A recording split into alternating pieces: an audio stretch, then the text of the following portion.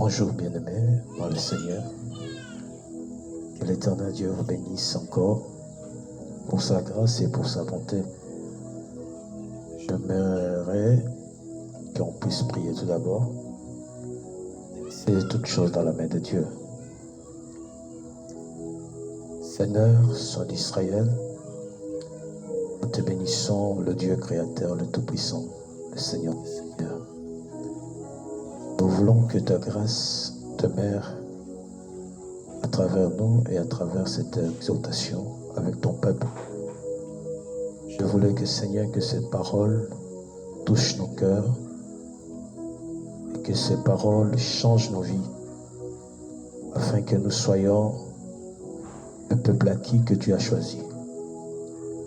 Moi, en tant que ton fils, dans ton service, je laisse ces moments entre tes mains au nom de Jésus-Christ. Amen. Merci bien-aimés. Aujourd'hui, je voulais qu'on partage avec vous sur le temps de la fin. C'est l'une des missions que Dieu a données à ses enfants. Je sais que tout le monde il a entendu parler de ce qu'il lui connaît à travers l'Apocalypse. Et je voulais partager avec vous à travers le livre de Matthieu. À travers ces partages, je voulais un peu signifier un peu sur le signe de l'événement, le temps de la fin. Nous allons prendre le livre de Matthieu. Prends ta Bible, livre de Matthieu 24, à partir du verset 10 jusqu'à 14. Si vous pouvez me permettre, je lis au nom de Jésus. Alors aussi plusieurs succomberont et ils se trahiront, se haïront les uns et les autres. Plusieurs faux prophètes se lèveront et ils séduiront beaucoup de gens.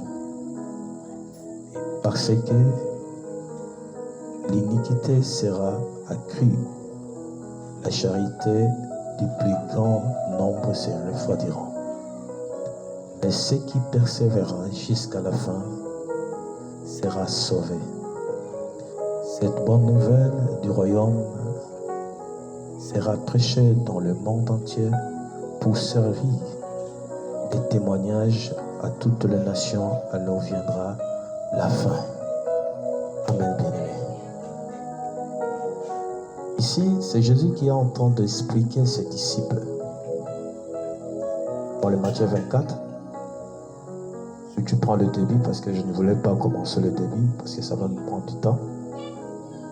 Les disciples fait remarquer à notre Seigneur Jésus-Christ le temple, comment il était construit. C'est-à-dire pour eux, ils voulaient faire voir à Jésus qu'on a construit ce temple bien. Jésus a regardé, il dit, et vous voyez ce temple, ils seront détruits. Et nous savons très bien, à travers l'histoire d'Israël, lorsque les Allemands qui étaient venus en Israël pour prendre les Juifs pour amener en Europe, on avait détruit ce temple. Et parce que c'était la prophétie que Jésus avait parlé. Et nous devons savoir que Jésus ici, il est en train de parler comme prophète. Jésus parle comme prophète, il donne des signes. C'est-à-dire, à travers ce signe, il dit des choses qui vont venir. Et dès que vous allez remarquer de telles choses, vous devez savoir que le temps de jugement est proche. Les choses les plus importantes, qu'est-ce qu'il a dit? Il dit, alors aussi plusieurs succomberont. C'est-à-dire, il y a beaucoup de personnes qui vont tomber dans la séduction de faux prophètes.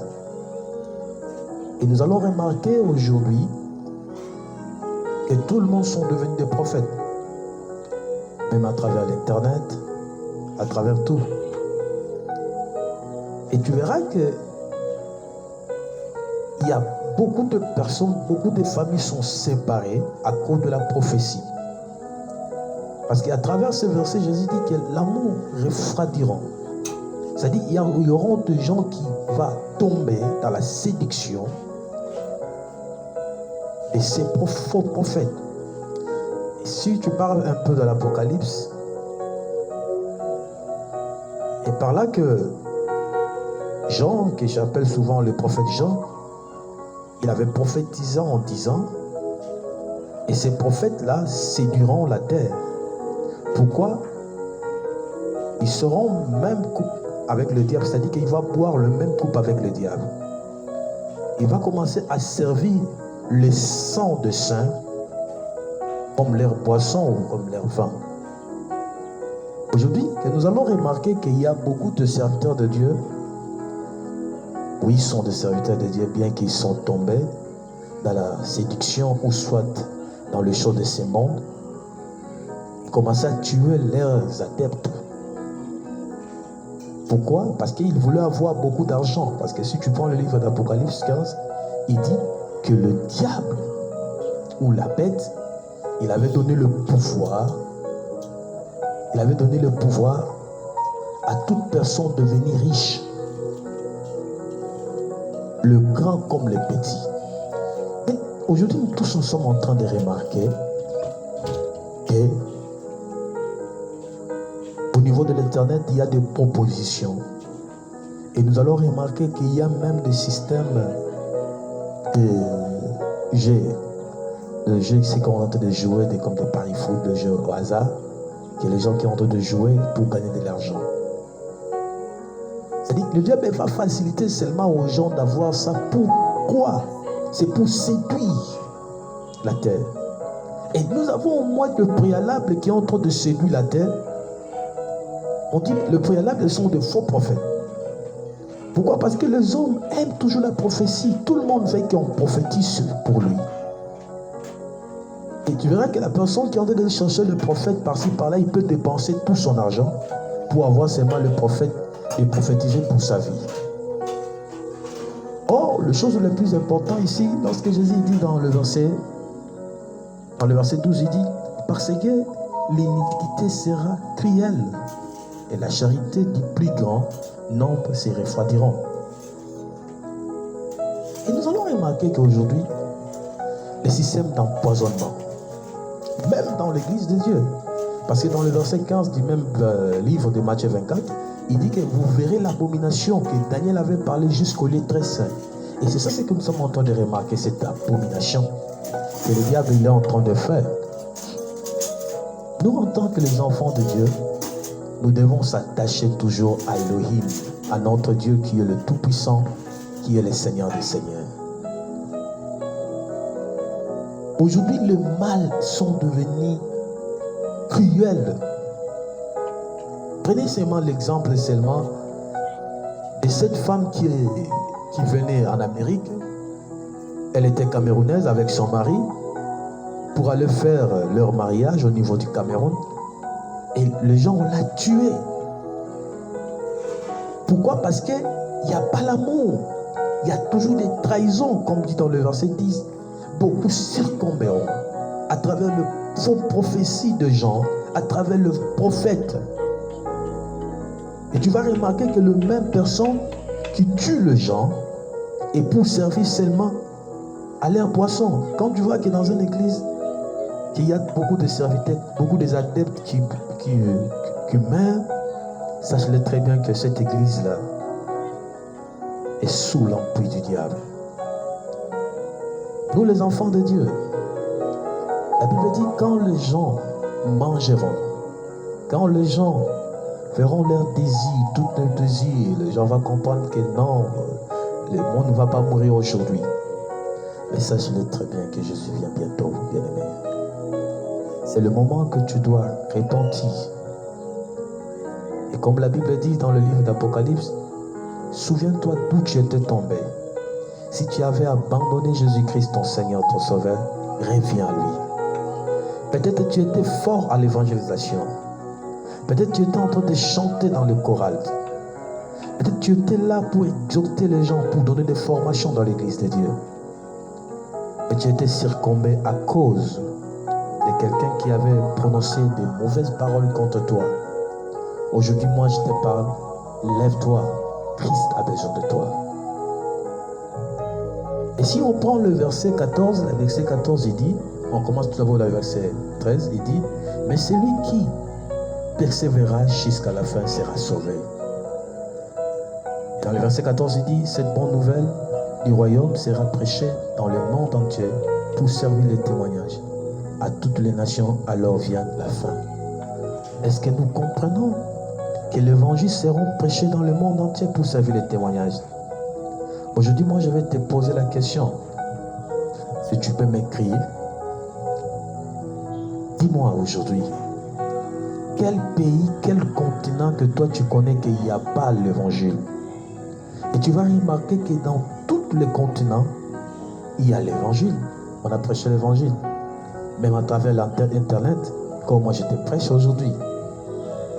Parce que Christ va te demander. Et lorsque Christ va te demander que non, on t'avait prêché la parole de Dieu, pourquoi tu n'as pas crié à ces paroles-là? Et qu'est-ce que tu vas dire à Dieu?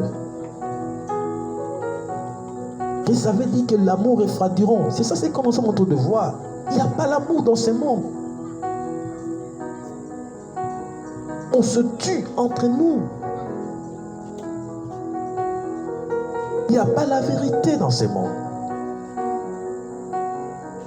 Tu verras que quelqu'un, il vient dans l'église, il dit à quelqu'un pauvre qui n'a rien, au lieu que lui de le soutenir, il commençait à prendre même de l'argent qui est de ces personnes-là. Oui, bien sûr, parce qu'il va donner le verset qu'Élie était raconté avec le veuve de Sarepta. Il avait demandé si c'est là. Oui, bien sûr.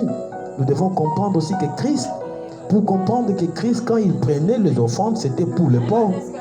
C'est par là que le genre, lorsque Judas a dit, à travers le parfum, que non, pourquoi nous n'avons pas vendu ça pour donner aux pauvres? Non, bien-aimé. Bientôt Jésus-Christ revient. Peut-être que tu penses que tu es beau, tu as beaucoup d'argent. Peut-être que vous êtes en train de penser que non, tel que je suis là, je tout. Christ n'est que rien pour moi, bien-aimé. Répands-toi. Parce que Jésus-Christ vient bientôt. Le monde que tu es en train de voir aujourd'hui sera détruit. Si Dieu peut-être nous donne encore le temps et les moyens, je pense que nous allons partager encore avec toi. Il n'y a pas les temps. Les temps ne sont pas là. Parce que Jésus vient bientôt. Regardez seulement les choses qui sont en train de passer dans ce monde. Il n'y a pas l'amour. On commence à se tuer entre nous-mêmes. Et même vous, vous êtes en Europe. On avait connu l'Europe d'amour à travers eux-mêmes le blanc. Mais aujourd'hui, il n'y a pas l'amour. Jésus dit qu'il y a beaucoup de personnes succomberont ou dans le piège du diable. C'est ça qui est en train de voir que non, personne il part dans l'église.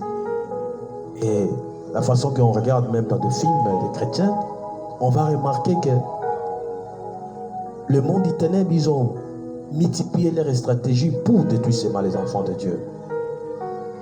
C'est pourquoi je te dis, remarquez ces derniers temps, il y a des gens qui commencent à mourir subitement. Pourquoi? Parce que le monde des ténèbres, ils ont compris, si on laisse peut-être quelqu'un de demeurer plusieurs temps avec les malades, il y aura des chrétiens qui vont venir de prier pour lui et la personne va se repentir. Et lorsque la personne va se repentir, Christ va le prendre ces personnes-là. Donc nous devons faire seulement de tuer ces quelqu'un-là pour se finir. Vous allez remarquer que le temps qui va venir, le monde des ténèbres, le monde satanique ne seront pas cachés sur le drap. Il va commencer maintenant à montrer leur vie et leur mettre le diable devant tout le monde. Et nous, les enfants de Dieu, bien-aimés, c'est le moment que nous devons donner notre vie à Jésus-Christ de Nazareth. C'est le moment que nous devons chercher Christ et de le placer dans notre vie. Ne regardez pas les choses de ce monde. La Bible dit toutes choses passeront. Mais le moment est venu, là où nous allons donner notre vie à Jésus-Christ de Nazareth. Parce que c'est lui qui est notre maître, c'est lui qui est notre Seigneur. L'argent, même que Dieu te donne aujourd'hui de l'argent, c'est bien. Mais si tu es pas en Christ, à quoi bon? Bien-aimé, je pense aujourd'hui je m'arrête ici, par la grâce de Dieu, et que l'Éternel Dieu te bénisse. Sache-le très bien que Jésus vient bientôt. Jésus n'a pas besoin de ton argent, Jésus n'a pas besoin de tout ce que tu peux avoir, mais ce que Dieu a besoin, c'est ton âme, c'est ton esprit qui est en toi. Et c'est pourquoi il a dit, mon esprit ne dirira pas l'homme autant de jours. Dieu a besoin de toi. Viens à Jésus avec tout ton cœur. Viens à Jésus avec toute ta conscience. C'est le moment que tu vas venir à Christ et Christ va te bénir. Christ va te faire faveur. Aujourd'hui, il y a la grâce. Peut-être le lendemain, il n'y aura pas la grâce pour toi. C'est bien d'être couvert de jupons. C'est pas mal parce que tu as trouvé des sentiments là-bas. Est-ce que tu plais à Christ? C'est bien de critiquer les gens, mais la Bible elle nous recommande de nous aimer. Donner ta vie à Jésus-Christ. C'est le moment que tu dois donner ta vie à Jésus-Christ, parce que Jésus a besoin de ta vie et Jésus te donnera la solution. Laisse-moi de prier pour toi. Ferme seulement tes yeux. Place seulement ta main dans ton cœur et je vais prier pour toi. Je prie. Seigneur Dieu de gloire, le Dieu créateur, le Seigneur des seigneurs, le maître de l'univers. Seigneur, je viens te représenter cette bien-aimée qui regarde. Seigneur, parce qu'il a besoin de toi avec son problème. Je ne connais pas son problème, Dieu, mais vous, Père Saint, vous connaissez ses problèmes. Comme tu connais ses problèmes, mon Dieu, je les présente, ces personnes devant toi, Jésus. Aide-lui, Seigneur, avec ses problèmes, afin qu'il puisse prendre la solution, oh Dieu.